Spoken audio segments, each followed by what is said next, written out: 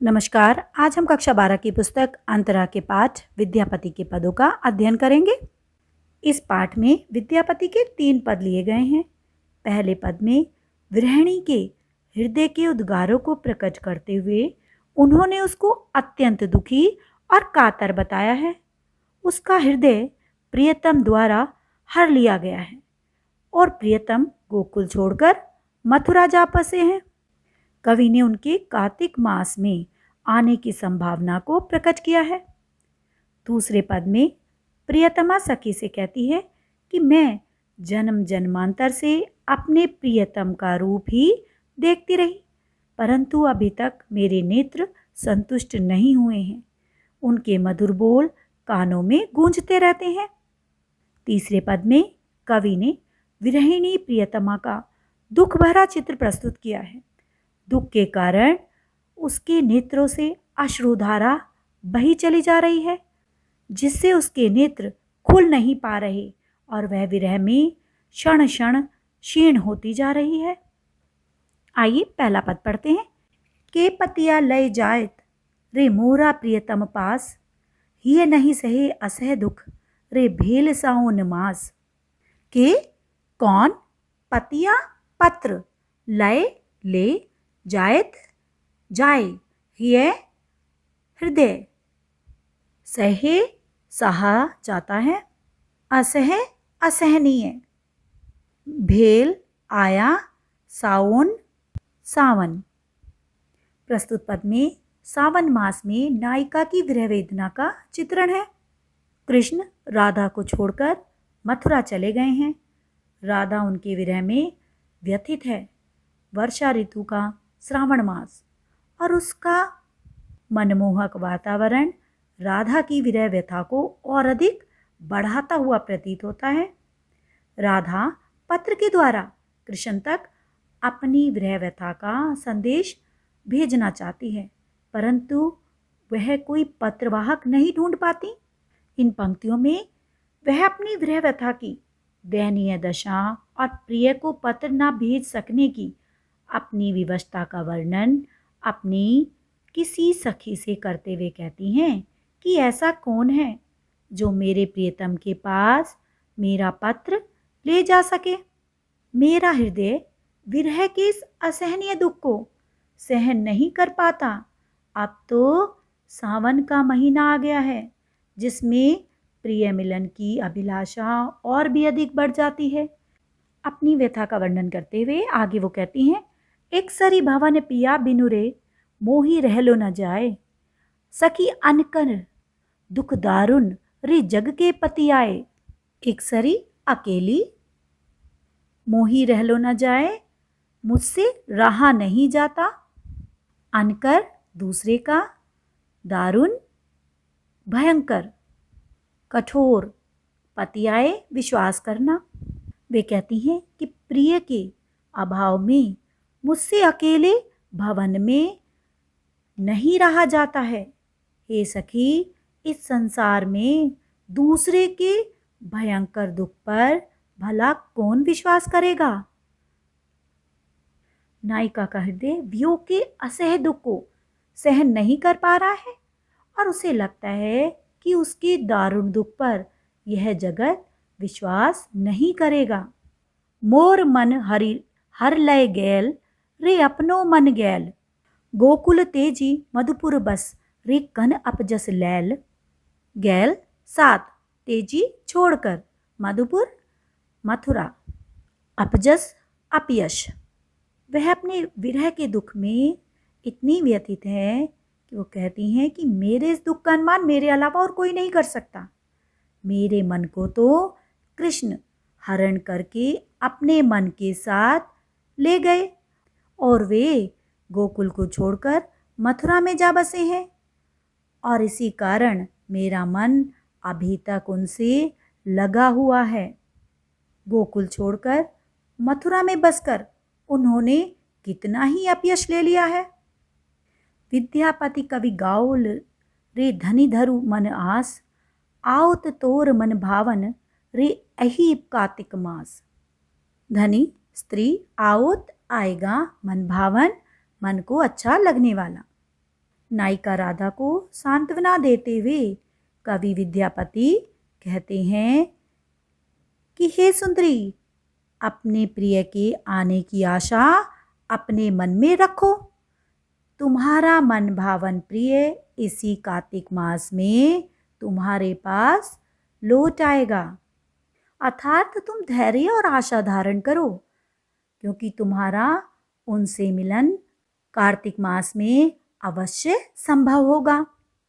विशेष में हम कह सकते हैं कि इस पद में कवि ने विरहिणी राधा के माध्यम से नारी मन की प्रियतम से वियोग की दशा का मार्मिक चित्रण किया है। मैथिली भाषा का सुंदर प्रयोग किया गया है।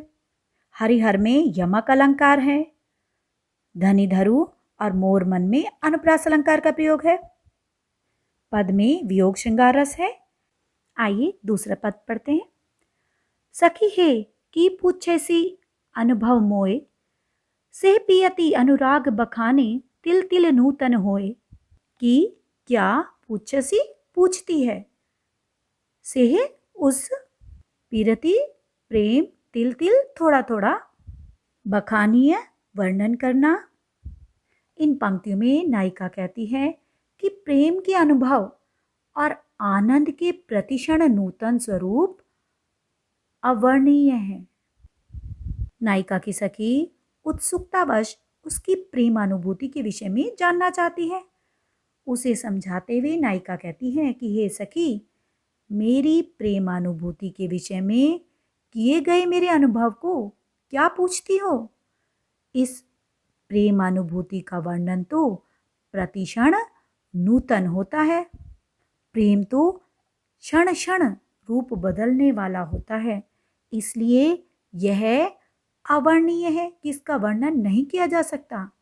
जन्म अवधि हम रूप निहारल, नयन न तिरपित भेल, सेहु मधुर बोल स्त्रमे नहीं सुनल, श्रुतिपत परस नगेल। जन्म अवधि जीवन भर, तिरपित तृप्त संतुष्ट, निहारल देखा, भेल हुए, स्त्रव नहीं कानों में, श्रुतिपथ कान, परस स्पर्श। वे कहती हैं आजीवन में प्रिय के रूप को देखती रही, मगर फिर भी मेरे नेत्र तृप्त नहीं हुए। उनकी प्रेम में वाणी को कानों से मैं निरंतर सुनती रही, परंतु मेरे कानों को संतुष्टि नहीं प्राप्त हुई। अर्थात आजीवन कृष्ण दर्शन करने पर भी नेत्र अतृप्त हैं। उनकी मधुर वाणी को सुनने के लिए कान सदा उत्सुक रहते हैं। कत मधु जामिनी रभस गमा ओली, न बूझल कई सनित केली, लाख लाख जुग हिय हिय, राखल तैयो ही जरनी नगेल। कत कितनी, मधु मधुर, जामिनी रातें, रभस रति क्रीड़ा, गमौली बिता दी, न बूझल न जान सकी, कैसन कैसा, केली मिलन का आनंद। वे कहती हैं न जाने कितनी मिलन रात्रियां मैंने प्रियतम के साथ रति क्रीड़ा में व्यतीत कर दी, परंतु फिर भी मैं यह न समझ सकी कि मिलन का आनंद क्या है।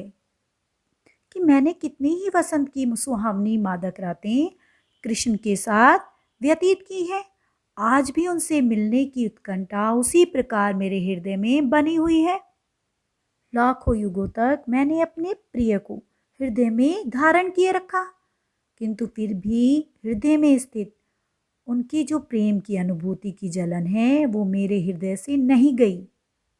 भाव यह है कि वाणी वचनों और प्रेम की चिर नवीनता के कारण अनुभव संपूर्ण नहीं है। मिलन की तीव्र इच्छा सदा बनी रहती है। प्रेम के वास्तविक स्वरूप को जानना कठिन है। कत विदग्ध जन रस अनुमोदई, अनुभव काहु नपेक, विद्यापति कह प्राण जुड़ाई ते, लाखे न मिलल एक। विदग्ध दुखी, अनुमोदे अनुमोदन करना, पेख किया या देख, जुड़ाई ते जुड़ाने के लिए, लाखों मिलन न एक, लाखों में एक भी नहीं मिला। वे कहते हैं कि प्रेमानुभूति तो प्रतिक्षण रूप परिवर्तित करने वाली और अतृप्ति को बढ़ाने वाली अवर्णीय, अकथनीय होती है। यही कारण है कि प्रेम रस का पान करके विदग्ध होने वाले न जाने कितने व्यक्तियों ने इसका अनुभव किया है, किंतु सच्चा पूरा अनुभव कोई भी प्राप्त नहीं कर पाया है। विद्यापति कवि कहते हैं कि प्राणों को शांति प्रदान करने वाला लाखों में एक भी नहीं मिला है।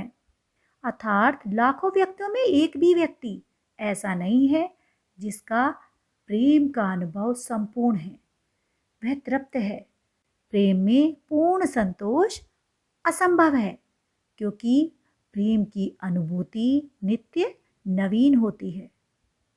विशेष में हम कह सकते हैं कि इस काव्यांश में कवि ने प्रेमानुभूति को व्यक्तिगत अनुभव बताया है, जो अलौकिक और अवर्णीय होता है। पद में संयोग श्रृंगार रस है, पद छंद है, मैथिली भाषा का सुंदर प्रयोग किया गया है। प्रथम दो पंक्तियों में अतिशयोक्ति अलंकार है, तिल तिल लाख लाख में पुनरुक्ति प्रकाश अलंकार है। आइए अंतिम पद का अध्ययन करते हैं। कुसुमित कानन हेरी कमल मुखी, मूदी रहे दुनयान, कोकिल कलरव मधुकर धुनि सुनी, कर दे झांपई कान।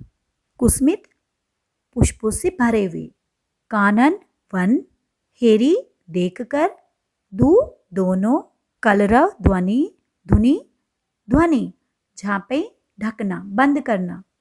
नायिका राधा की सखी नायक से उनकी विरह वेदना का वर्णन करते हुए कहती हैं, हे माधव, कमल जैसे सुंदर मुख वाली राधा पुष्प से भरे वन को देखकर अपने दोनों नयन बंद कर लेती है। कोयल का कलरव और भंवरे के मंडराने की ध्वनि को सुनते ही अपने कानों में हाथों की उंगलियां देखकर अथवा अपने हाथों से वह अपने कान बंद कर लेती है।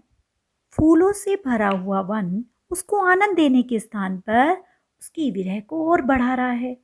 कोयल की कूकने की मधुर ध्वनि और भंवरों की मन को हरने वाली गुंजार सुनकर वह अपने कानों को बंद कर लेती है, क्योंकि इनका मधुर स्वर उसको और अधिक पीड़ा पहुंचाता है।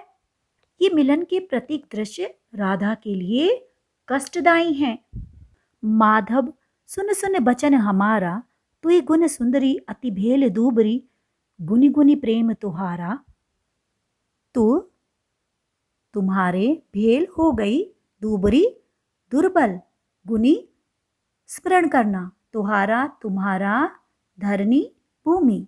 वह कहती है, हे कृष्ण, हमारी बात ध्यानपूर्वक सुनो, क्योंकि तुम्हारी वह सर्वगुण संपन्न सुंदरी तुम्हारे वियोग में अत्यंत दुर्बल हो गई है और बार बार तुम्हारे प्रेम का स्मरण करती है।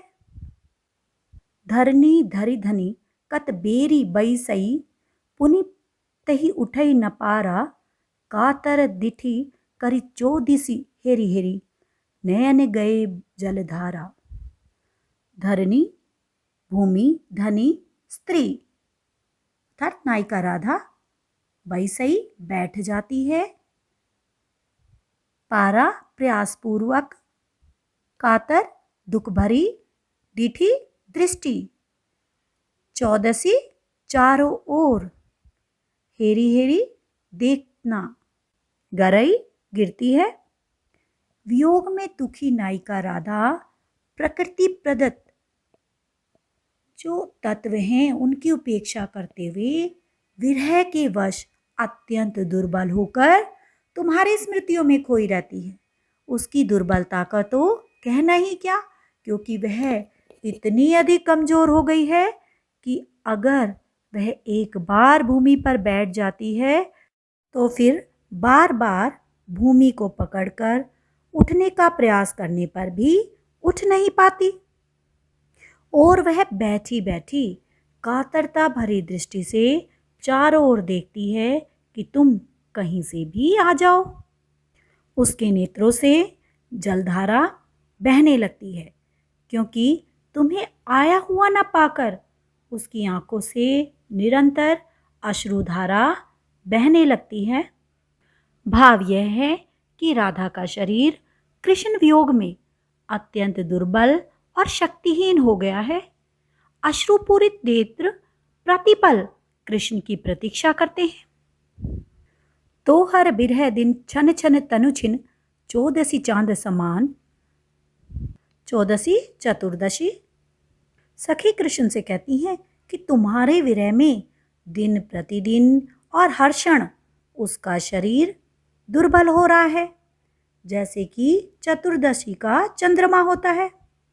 जिस प्रकार चतुर्दशी का चंद्रमा एक बार अपनी पूर्ण उज्ज्वलता से चमककर दिन प्रतिदिन क्षीण होता चला जाता है, उसी प्रकार राधा भी दिन प्रतिदिन क्षीण अर्थात दुर्बल होती जा रही है। भनई विद्यापति शिव सिंह नरपति लखिमा देई रमान। भनई कहते हैं नरपति राजा, रमान रमण करने वाला। विद्यापति कहते हैं कि राजा शिव सिंह जो लखिमा देवी से रमण करने वाले और उन्हें प्रसन्न करने वाले हैं, राधा की इस विरह की स्थिति को भली भांति जानते और समझते हैं। विशेष में हम कह सकते हैं विरहिणी नायिका का अत्यंत मार्मिक चित्रण कवि ने किया है। चौदसी चांद समान में उपमा अलंकार है, कमलमुखी में रूपक अलंकार है, कुसुमति कानन कोकिल कलरव धरनी धरित धनी बेरी बई सई चांदनी चांदसी चांद में अनुप्रास अलंकार है। सुन सुन गुनी गुनी हेरी हेरी छन छन में पुनरुक्ति प्रकाश अलंकार है। मैथिली भाषा का प्रयोग किया गया है। वियोग श्रृंगार रस है। काव्यांश में माधुर्य गुण है। आशा है यह कविता आपको स्पष्ट हो गई होगी। धन्यवाद।